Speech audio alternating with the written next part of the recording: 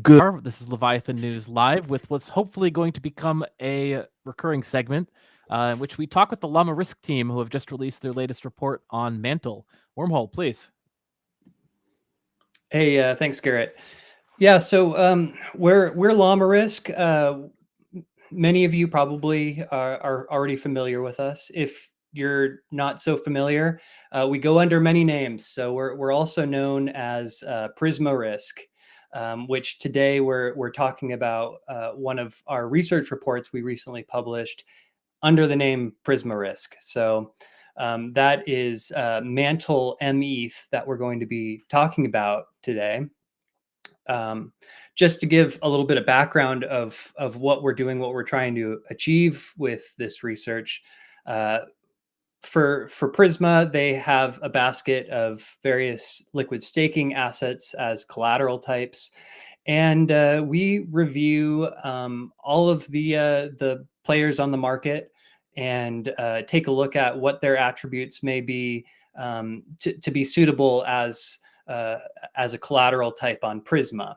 So we're specifically looking at the suitability within the Prisma protocol, but this research could also apply to various other lending platforms. It could apply to Curve USD. We have a strong relationship with Curve Finance as well. But so we're going to be talking about Mantle today, and just kind of to start the show, I'll start at the end and kind of give our conclusion, and then our analyst will go back and kind of walk us through the major highlights of his findings during this research. So I think ultimately our opinion of Mantle mETH is that it is a protocol that has experienced massive growth in a short amount of time. I think just since December or so, it's really risen the ranks of the liquid staking assets, and it's now in the number 4 position by TVL. So it really saw incredible growth in a short amount of time, but we believe that its maturity level has yet to match the level of growth that it has experienced. It does not seem to be an asset that is suitable for collateral, in our opinion, at this time, at least on Ethereum mainnet. It's also an asset that's bridged over to Mantle's L2 network. But we believe that overall it has some lacking in terms of its market strength, in terms of the counterparty risks involved, and in terms of its regulatory clarity and transparency. So our recommendation to Prisma at this time is we'd like to wait and see how the protocol develops over the next 6 months or so, give it some time to mature, and then we'd like to revisit where they're at that future time. So I'll just introduce the main researcher who has been working on this research. That's Exa Parsec on the stream with us today. So he's been a really excellent analyst working with us on Prisma liquid staking research. He has a background as a node operator with Rocket Pool, so he has a lot of personal experience working with liquid staking assets from the node operator perspective. And he was the one spearheading most of this research. We're also joined today by Svetlana, and he's our legal counsel who specializes in the regulatory status of various protocols, and he can fill us in on some of the counterparty risks section. But I'll pass it off to Parsec. Maybe you can just kind of start by telling us a little bit of background about Mantle and the mETH token. Yeah, sure. So yeah, how, as Wormhole said, I was the lead on this report. Svetlana has been focusing on the legal aspect of things. And yeah, so Mantle initially, it's a big DAO, right? It's a large community. They had previously they have a treasury, they have an L2, and then they decided to create this new product, which is the Mantle liquid staking token. So, and also they have a background with the BitDAO. I don't know if you know that platform as well, but anyway. So I think what I can start with the technical aspect of things. It's at first look it's pretty solid, right? Regarding engineering, it's a very simple protocol. It's very concise. When you look at the code base, it's pretty concise, especially when you compare it to other liquid staking protocols where they have different products, different pathways for their solutions. So I think it's a pretty good thing. It's pretty reassuring, right? You want it to be simple as much as possible. It's easier also to manage security and make sure that it works correctly. So yeah, I think and for the most part, mETH kind of follows a lot of the same kind of models as other liquid staking assets on the market. It has a permissioned node operator set. I think there's a set of was it 4 different permissioned operators, all professional enterprise operators. Yes, exactly. So yeah, mostly liquid staking providers, they have a permission set of node operators, except maybe Rocket Pool, where anybody can be a node operator, or another protocol that we're working on, Stakewise, for instance. But yeah, it's there is a vector of centralization here.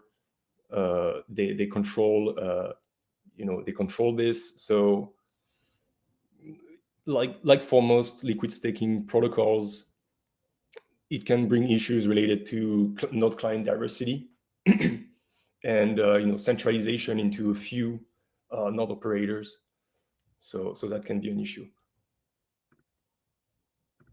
And also, something we didn't really let's say, is that they were reluctant to disclose information regarding their node operators, right? So they didn't really want us to look into how how they provision new validators, how they are exiting them, and also how they exchange validator keys. So yeah, so they kind of fit a similar model of a lot of early stage DeFi protocols that we've reviewed previously, where the protocol tends to be fairly centralized, with control by the core team and maybe a small set of permissioned service providers.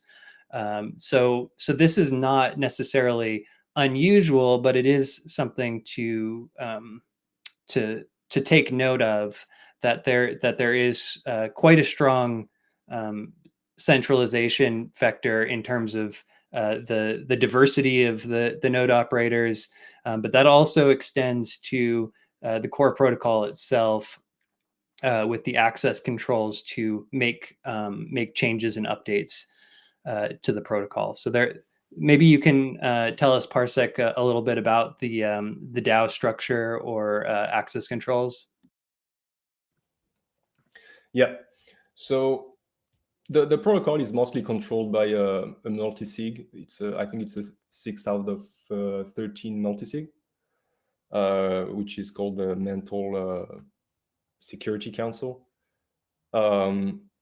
and we don't really know who's behind this multisig, right? They refuse to disclose this information.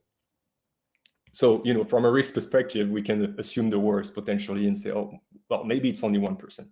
We don't know. But yeah, it's mostly controlled by this multisig. They have other multisigs as well. They have an extensive role system where you need to have a specific role to interact in a specific way with the smart contracts.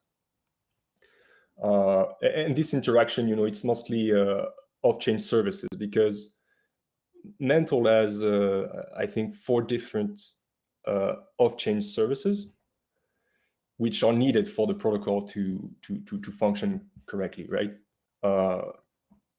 And those off-chain services, they are not open source, right? So you cannot look into their code. You don't really know how they work. You only know that they have certain role, and those roles are limiting what they can do with the protocol. Yeah, and these services are called the initiator, the allocator, the guardian, and the oracle. Yeah. And I know you highlighted in your research that these services, at least as described in the Mantle documentation, are designed to have limited power to mess with the protocol in any way. But you did raise some concerns about these off-chain services. Yes, and the concerns are it's not about the communication between the off-chain services and the smart contract, but more about the communication with the node operators, which are permissioned, as you said. So we don't really know how this communication works, right? Is there what is the authentication mechanism? Is there an exchange of validator keys? And in that case, how is it working exactly? The handling of validator keys is a risk, right? You want to make sure that they are not leaking, because otherwise someone else could start validators using the same keys in parallel, and the validators could be slashed, right? That's very bad, right? Slashing is a big penalty on the Ethereum consensus. And for a given validator that is 32 ETH, you can lose anywhere from 1 ETH to 100%. In the worst case, if under what we call correlated slashing conditions. So yeah, but they didn't really want to tell us how it was working. Yeah. So what we've been talking about, these off-chain services, in our reports, we classify these as dependencies, being technological components to the proper operation of the protocol that aren't necessarily something that's on chain, or something that we have complete insight into.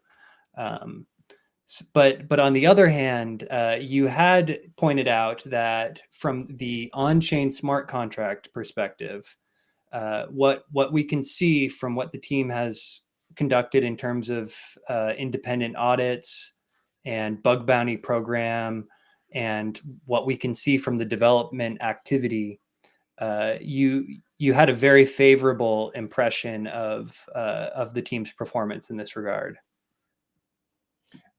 Yeah, I think it's pretty solid. The engineering is pretty solid. The security practices, the commits are signed. Audits are pretty positive, and there wasn't a lot of issues raised during the audits, and they responded pretty well. So in that sense, yeah, it's pretty positive, I think. So maybe we should discuss a little bit more about the counterparty risks, because this seems to be a pretty important factor in our opinion of the current state of Mantle mETH. maybe this is a good time for Svetlana to jump in, and you can tell us about what you observe in terms of the protocol's governance system in terms of its legal structure. Okay, I would like to tackle the legal structure first because it has much of relevance how the protocol operates. As highlighted during the previous show, assessing the legal structure and proper evaluation of this segment of counterparty risk cannot be done in isolation. We rely on a particular synergy with the team and the level of their contribution to the open interest, the level to which they can reveal information about the legal entities behind the protocol or associated with the protocol, if any. Here with Mantle, we struggled with finding any open data linked to the legal structure.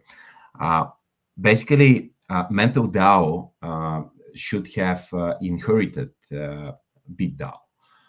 As such, we are under the assumption that they also operate in such entity-less mode, similar to BitDAO. We come to this conclusion following some sources in the documentation and governance proposals stating that rebrand changes from BitDAO to Mantle should be cosmetic rebrand only. Furthermore, we evaluated the data containing in the terms of service. Basically, this is the first piece of information that we relate to and search relevant data. However, information there is also not consistent. The choice of law and choice of forum points to the laws of Singapore. That would make us think there is an entity based out in Singapore and operating under the local framework. Singapore authorities paid a lot of attention to digital assets regulations. They introduced a digital payment token framework and guidance for operation of service providers who is carrying out digital payment token businesses. Mostly, this set of rules revolve around entities performing activities related to payment services. These provisions come under the Payment Services Act of 2019.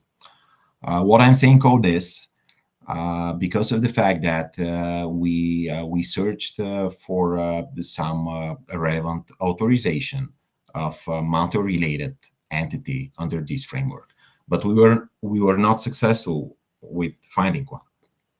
Also, we screened the public registry of Monetary Authority of Singapore, searching for another official form of registration or authorization that any such entity may have obtained. Also, nothing in this direction.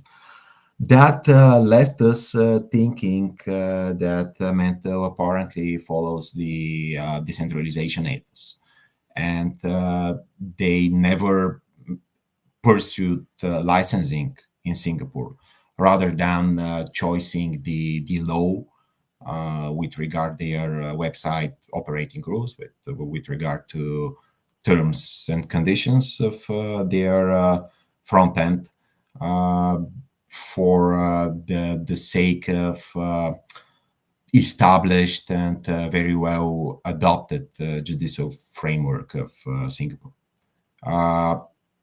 If true, this is a concept that might be either smart but very risky because of the aforementioned clear framework that is adopted in Singapore, and the current stance of Mantle protocol that is not clear to what level they can operate in compliant way there. So that is one, I would say, conflicting point due to the lack of transparency. And in very brief way, I want to mention another interesting component that I spotted in their terms of service. Maybe if you scroll down a bit more, you will see a quotation from terms and conditions referencing to ECC. They incorporated a statement that any sort of services and announcements performed as part of Mantle activities at Ethereum CC shall not be considered as financial advice or any recommendation to purchase crypto assets. How I read this, they attended the event, they demonstrated certain protocol functionalities. In this regard, they wanted to keep them insulated from any enforcement actions attempted by the French authorities with regard with promotion of crypto asset services, and they included this disclaimer. Definitely a smart move with regard to reverse solicitation principle and mitigation of unwanted consequences in legal terms. Maybe the exact place is not appropriate, but better to have this rather not disclosing it to the public. So our biggest concerns are related to the lack of clarity, the lack of any openly shared information under what framework this the entity operating the front end is expected to carry out their services. And we tackled this not for the sake principle that there should be a legal entity tasked with these services, with this responsibility, but for the reason that they point to certain framework. They point to the law of certain jurisdiction, but the user cannot achieve a full clarity whether they can have their rights protected under Singapore law, or they should potentially seek dispute resolution in another country. This obscurity should be resolved in a better way. Right. So there isn't overall, we could say there's not a good amount of clarity about the legal structure for the team that is operating the Mantle protocol or Mantle mETH. which if the protocol was credibly decentralized, then perhaps this wouldn't be such a large concern. Would you agree with that, Svetlana? Indeed. But analyzing it along with other conclusions makes the things even more worrying, because we have centralized component already identified, and now facing another obscurity in identification, another of risk vectors present. Literally cannot mitigate the counterparty risk in a better way. Okay, so how about we shift gears a little bit, and we haven't really yet covered any of the market risk considerations pertinent to mETH's suitability as a collateral asset. So maybe let's jump back towards looking at some metrics historically of how mETH as an asset has behaved. And maybe some of its adoption and performance metrics. Parsec, maybe you could highlight some of these that you found to be most important. Yeah. So maybe we can talk about the yield first. The yield so far has been pretty stable. So they had an incentive since the beginning, double dose driving, I think it's called, where basically they're using the Mantle treasury to kind of prop up the yield, right? So they almost doubled the yield, and that was until the 1st of April. And we think that it really encouraged the use of Mantle ETH and its adoption. And so we've seen a pretty steady and fast increase in TVL until the beginning of April. And now we can see that it's pretty stable, right? It reached a plateau, and the yield came back to the regular yield that you can expect from Ethereum staking, which is around 3.5% or something.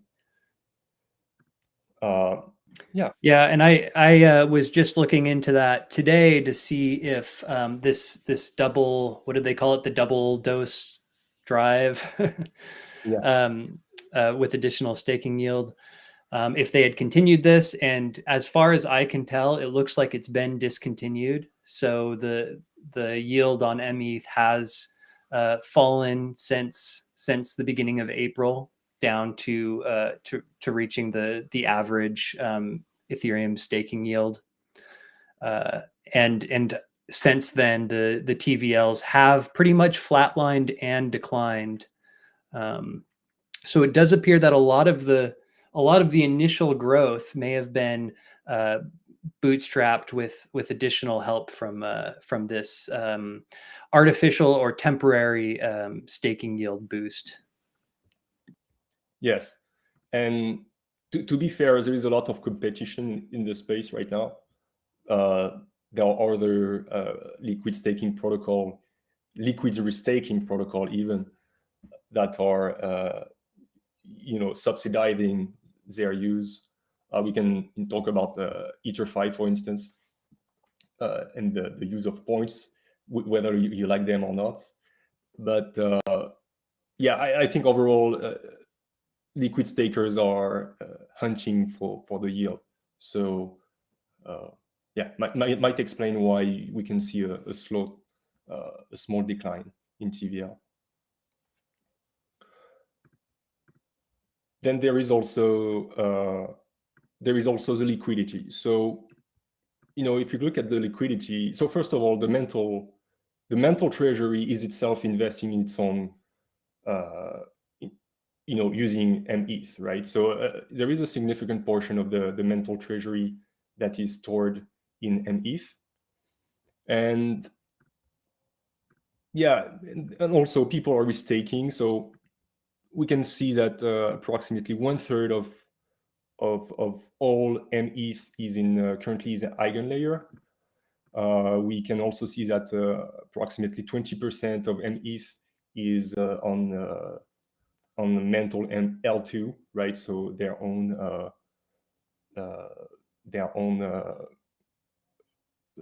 second layer, let's say. So yeah, and also on L1, the main and the only liquidity venue is Uniswap v3, right? So that's pretty much the biggest and only way you can swap mETH for ETH. And it appears that the Uniswap pool has been fairly consistent in its liquidity depth, and may have been growing slightly over the observed time frame we're looking at the past 2 months or so. But it's overall a very small portion of the overall mETH TVL. And obviously it's highly restrictive in venue diversity, given that there's only this one Uniswap pool currently. Yes. Then there's also the price feeds. So price feeds will depend mostly on this Uniswap v3 pool. So far, we've identified, I think, 3 different price feeds, of which 2 are pool-based price feeds. Pool-based, yeah. And but yeah, I think we can't really talk about their reliability and recommend them so far. Also, so yeah, so here we can see pETH, which is a pool-based oracle, but it is based on Solana, in fact. So there is kind of a dependency here. If Solana is down, then it doesn't work. And I think that recently it went down because of Solana, and some applications had issues because of that. Yeah. So overall, we don't see a reputable Oracle provider that we could recommend for mETH at this time. Generally, we have a policy of requiring assets to have a Chainlink price feed to be listed on Prisma directly, since Chainlink has one of the longest running track records and secures the most value of any Oracle provider. I'll also put a plug in here for Curve oracles. We've been doing a lot of research into the performance of Curve oracles. We do see a lot of potential in Curve oracles being used for the application of liquid staking assets because of its EMA smoothing that can help these transient depeg events from causing inappropriate liquidations. So it can sometimes be a problem to take a price feed that's taking the spot price, especially in situations like mETH, where there's only one liquidity venue that could be highly susceptible to manipulation.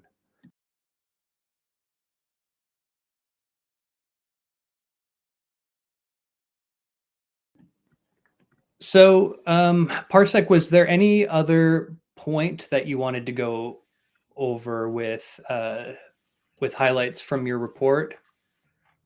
before we move on to just concluding? Yeah. I think my most important takeaways, it's two things that are a concern. I think the first one is that we said before, engineering and security practices are overall pretty good. For instance, they have a time lock, right? So the time lock, you first have to propose a change, and then you have to wait for some duration, some number of blocks before being able to enact that change, right? So it allows people to see if the proposal is correct or not. So they have a time lock, but it's set to 0. So they can propose and deploy the protocol change in a single block, pretty much. So that's I think an important issue to fix, and it's easy to fix. They just have to change it. And the second thing I think is that when you look at the role-based system, there is a withdrawal role. So pretty much there is a smart contract that has this role, and that is able to pull the principal and the rewards from validators that are exiting the system, right? And this role, potentially, it could be reassigned to another contract or a simple wallet. And because they control the off-chain services, they could trigger the exit of all validators. And if they reassign that role, well, they could get all the ETH behind mETH. So that's a big concern of mine, I think. And that would be my takeaway. Cool. So once we're done kind of going over all of the major highlights, I was going to just take us to the conclusion and go over our overall risk score one more time. Before we do that, Parsec, was there any other thing you wanted to mention?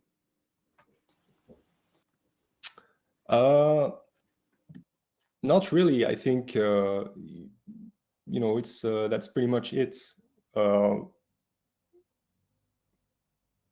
Yeah. Cool. So anybody who wasn't on the stream in the very beginning, in the beginning of the show, we introduced our risk score ultimately, and our recommendation for whether we considered Mantle mETH to be a suitable collateral type for Prisma and potentially other lending platforms. I'll just finish us up by revisiting that in case you weren't here. So ultimately, our impression of mETH is that it has experienced massive growth in a short amount of time, but its maturity level has yet to reach or match the level of growth that it's experienced. So at this time, we're not recommending to onboard mETH as a collateral type, although it does have certain strong features that merit revisiting it in the future after it's had time to mature. The strong point that we've been able to observe is in terms of the on-chain technology components, the smart contracts. There appears to be a very strong adept development practice. There's evidence of multiple independent audits and the team responding appropriately, offering a bug bounty program. So they seem to be doing all the right things from a technology perspective. Our major concern in terms of how the protocol carries itself, or the team carries itself, is that we see a lot of transparency problems, or I should say challenges or opportunities to improve. And because there's a high level of centralization, this is an early stage protocol that's only been, it's grown massively over just the past 3 to 4 months. And it has space to improve in terms of its governance, and they have demonstrated a intention to move towards a decentralized on-chain governance system governed by their own token holders. Although at this time, most of the access control, or all of the access control, is governed by the 6 of 13 or 6 of 11? 6 of 11, I think. Multi-sig operated by the Mantle team. So there's the counterparty risk that we see as a big issue here. We also see that the market is just for mETH is just not mature yet. There's only one liquidity venue. It's the Uniswap mETH WETH pool. And although it's been fairly stable over the past several months, it makes up a very small portion of the overall token TVL. And yeah, so that's pretty much to sum it up. Is we'd like to take a wait and see approach, because we believe that this is a protocol that has a lot of potential. It's a matter of overcoming some of the hurdles that many early stage DeFi protocols tend to face. Yeah, striking the balance between on-chain and off-chain components could be challenging in early stages of growth. Nevertheless, we will be more than happy to take another look if there is sufficient improvement, especially in these aspects that have been criticized by us.